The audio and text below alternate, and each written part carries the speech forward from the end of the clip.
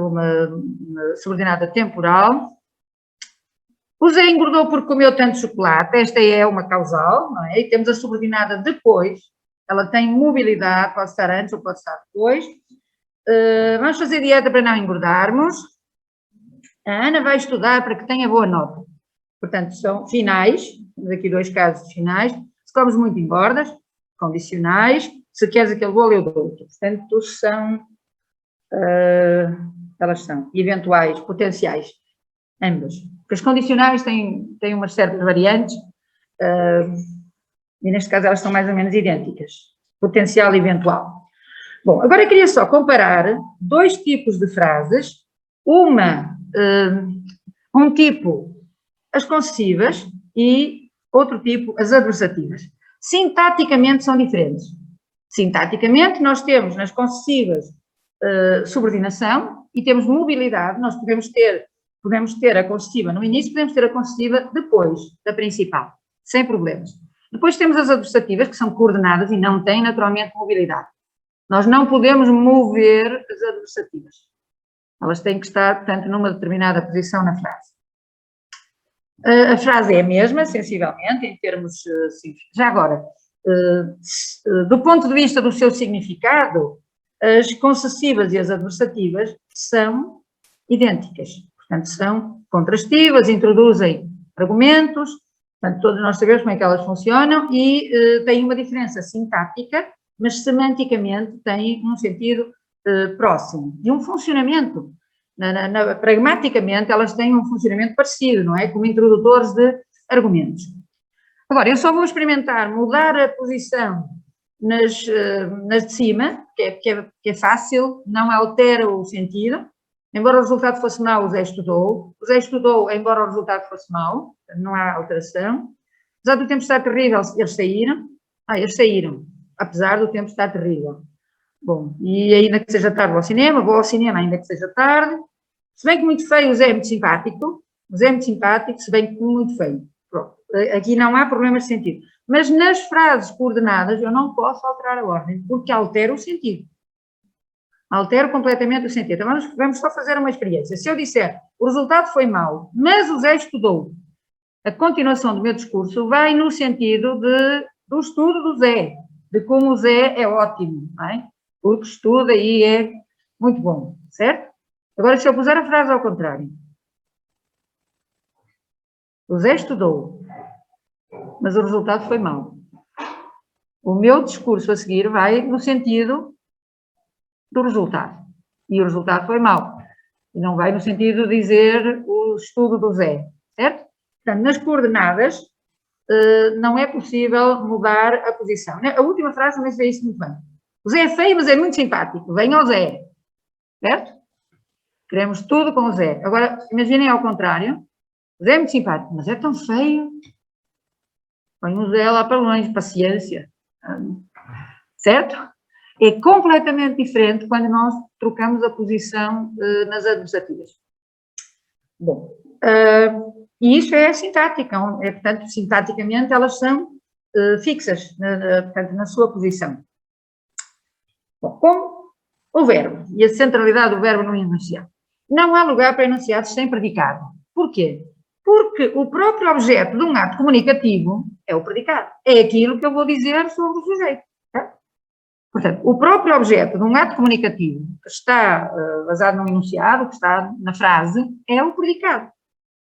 É a parte mais importante. É aquilo que, de facto, eu quero dizer sobre um sujeito, é a informação que quero comunicar. Quando opera um auxiliar de predicado, e já vamos ver, são verbos que estão a auxiliar os predicados nominais. Os predicados nominais. Então, quando opera um auxiliar de predicado, o predicado reside no elemento nominal ou adjetival, que tradicionalmente se chamam predicativo do sujeito. E já agora, mais um momento de reflexão, o que quer dizer predicativo do sujeito? Nada mais, nada menos do que predica o sujeito. Ou seja, é o predicado. O que quer dizer essa expressão que nós dizemos durante anos, predicativo do sujeito, nome predicativo do sujeito, literalmente quer dizer, aquilo é o predicado. Aquilo é que está a predicar o sujeito, a dizer alguma coisa sobre o sujeito, certo? Pronto, então, e é nesses casos em que se propõe dizer ali um verbo auxiliar e o verdadeiro predicado é a forma nominal. Por exemplo, o Zé comprou um carro, aqui não há dúvida nenhuma, tem uma ação, um verbo da ação, não é? Um verbo da ação e tenho o predicado comprar. Não há qualquer dúvida, não é?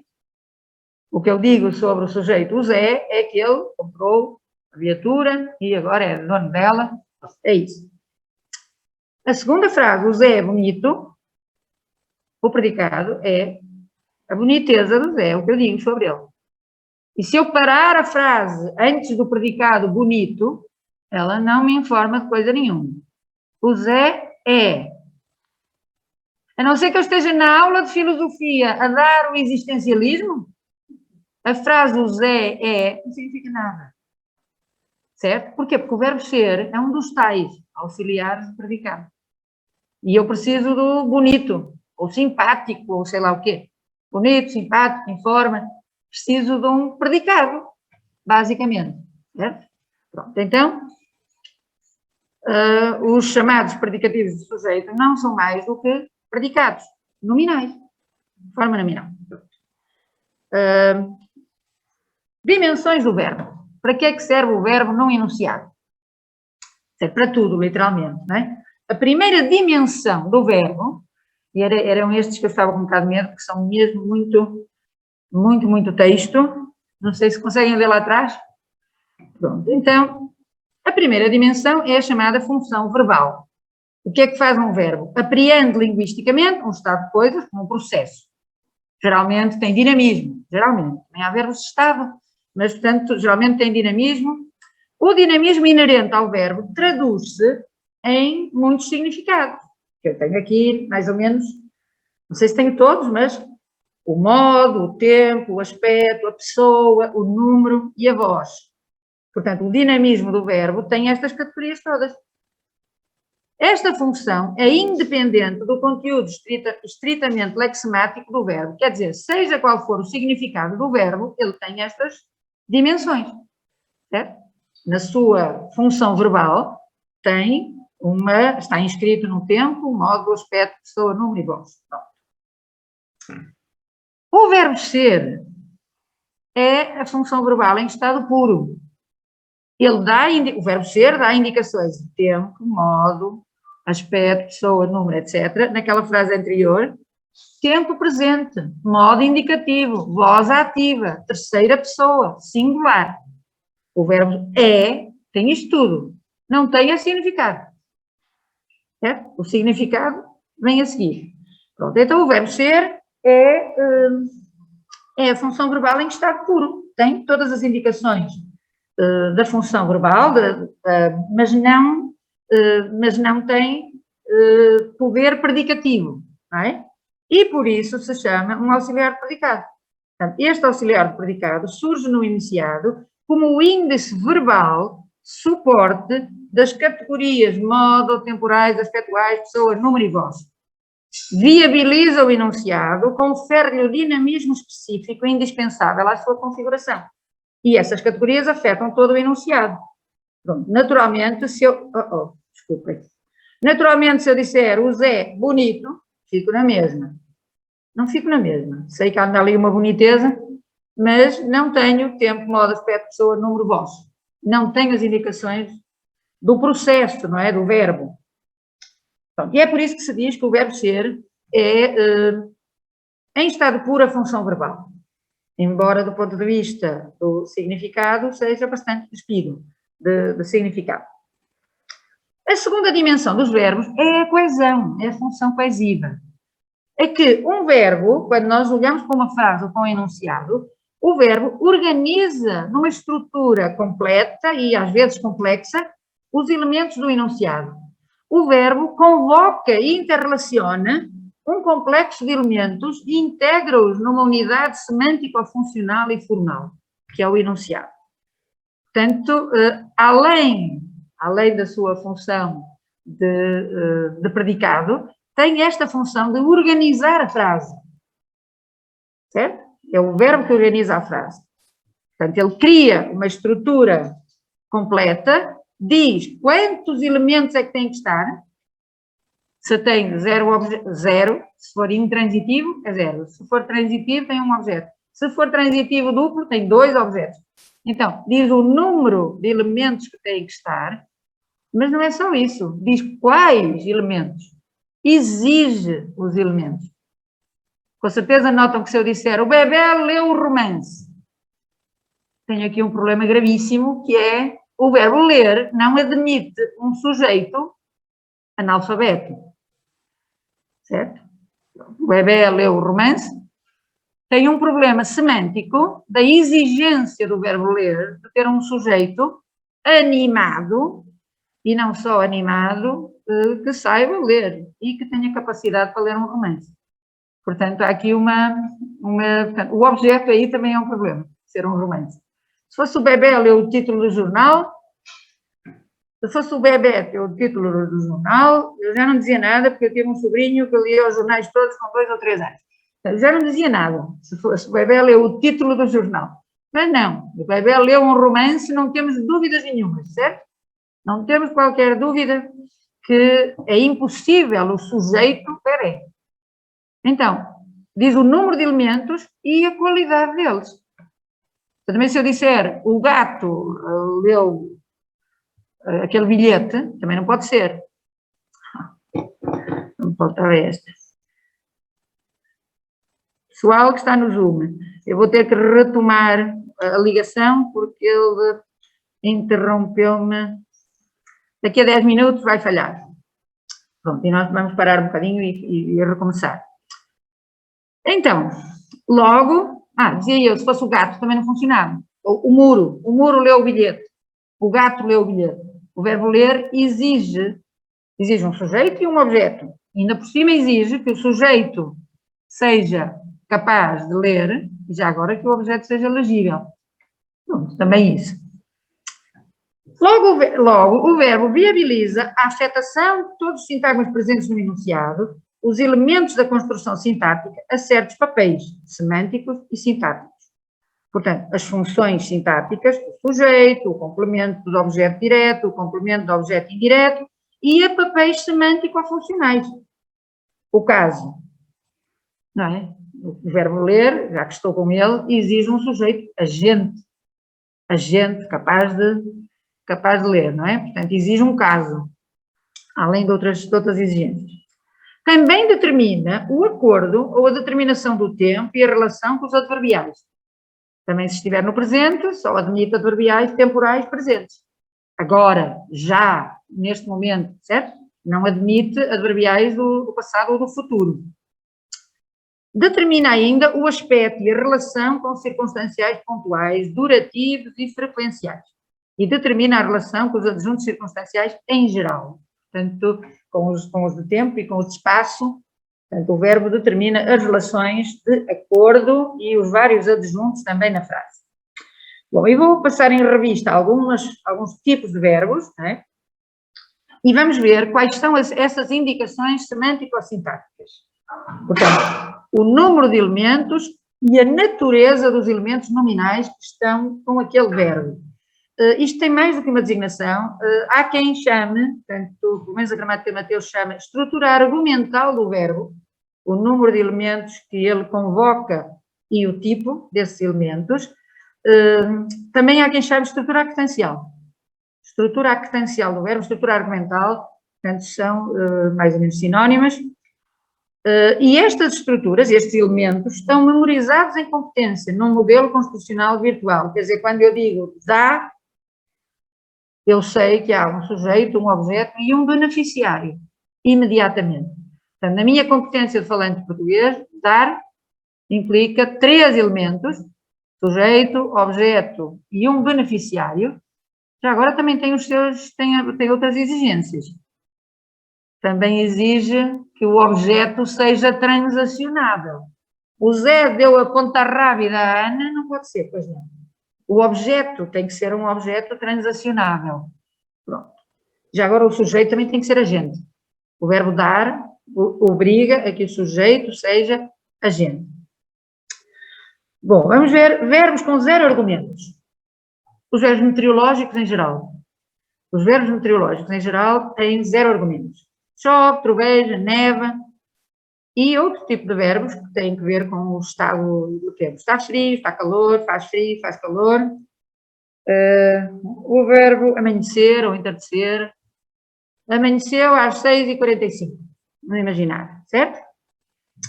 Pronto, então há verbos que não convocam nenhum elemento. Em português, passamos para outras línguas, estes verbos têm um sujeito. Não? Em inglês tem um sujeito, não tem? It rains, pronto, etc. Pronto, em francês também. Il pleut, e por aí fora. E em espanhol pode ter ou não ter. Em alemão tem. Em espanhol também não tem. Ou podem ter. Podem ter ou não ter. Mas, por exemplo, em francês, em inglês, em alemão também tem que ter. Também é esse regnet e por aí fora. Portanto, tem que ter um sujeito. Com argumentos, são chamados verbos transitivos, não é? Os verbos transitivos, intransitivos, desculpem. Os verbos intransitivos têm um argumento. O Zé trabalhou ontem. O Zé correu naquela manhã. Certo? Verbos com 2 argumentos, agora sim, são os transitivos. O Zé comeu um peixe grelhado ao almoço. Portanto, os verbos transitivos têm sujeito e objeto. E os verbos com 3 argumentos, são o exemplo que eu estava a dar. O verbo dar é tipicamente um verbo com 3 argumentos. Sujeito, o Zé, o ramo de flores, objeto, a Ana, o beneficiário, não é? O objeto indireto. Tem aqui alguns casos de transitivos, alguns exemplos com verbos transitivos. O Zé escreveu romance, o Lobo Antunes publicou vários romances, os alunos votaram a proposta, o Zé matou o gato. Portanto, tipicamente, verbos transitivos com sujeito e objeto. Agora eu queria falar de um tipo especial de transitivos, que são os verbos transitivos e predicativos. São verbos muito interessantes, que exigem um objeto e ainda que esse objeto esteja predicado por outro elemento. O diretor nomeou o Sr. João porteiro. O verbo nomear é um destes transitivos predicativos. Portanto, o diretor, sujeito, nomeou o Sr. João, objeto. E reparem que está aqui encaixado, o João é porteiro. O Sr. João é porteiro. Portanto, aqui vê-se que há uma outra estrutura predicativa encaixada. E há alguns verbos assim, por exemplo, o verbo achar, atenção, o verbo achar é 2 verbos, certo? O verbo achar, achou uma moeda no chão, não é? O Zé encontrou uma moeda e eu posso dizer achou, o Zé achou uma moeda. Mas há um verbo achar que é transitivo predicativo. O Zé acha a Ana simpática. Portanto, o Zé acha qualquer coisa e depois eu tenho aqui encaixado a Ana é simpática. Tenho uma predicação encaixada nestes verbos. O Zé tem os livros arrumados. O Zé tem os livros e o Zé tem-nos arrumados. Portanto, ao mesmo tempo tem é como se tivessem um segundo predicado. Os verbos têm estas frases têm um segundo predicado. O João pintou a sua tela muito escura. Pintou a sua primeira tela muito escura. Agora tem aqui os verbos de realização. Pintar, escrever, compor, podem ser transitivos predicativos. Porque além de nós dizermos que foi realizado, podemos dizer como é que foi realizado. Certo? Há um segundo predicado. Bom, reparem que é muito diferente se eu disser o João pintou a sua primeira tela muito escura, porque eu aqui tenho uma segunda predicação, estou a dizer a maneira como a pintou. Pintou a primeira tela e pintou-a muito escura. Portanto, o verbo pintar está a fazer duas informações. Pintou a primeira tela, pintou-a muito escura. Se eu puser comprar, já não funciona assim.